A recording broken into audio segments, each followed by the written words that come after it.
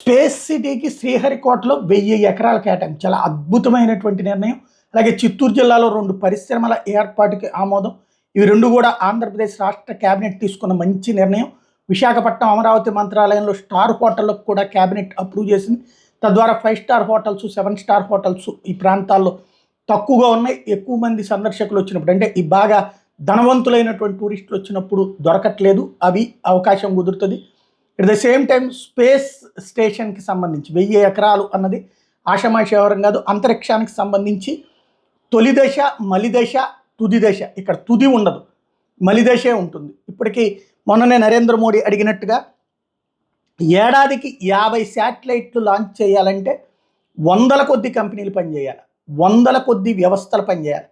అలా చేయడానికి సంబంధించినటువంటి దానికి మంచి అవకాశం ఉంది ఆంధ్రప్రదేశ్. ఇంతకుముందు మనకి చందు సాంబశివరావు గారు నాసా మాజీ సైంటిస్టు, అట్లాగే మన ఇస్రో మాజీ సైంటిస్ట్ చెప్పుకొచ్చింది అదే.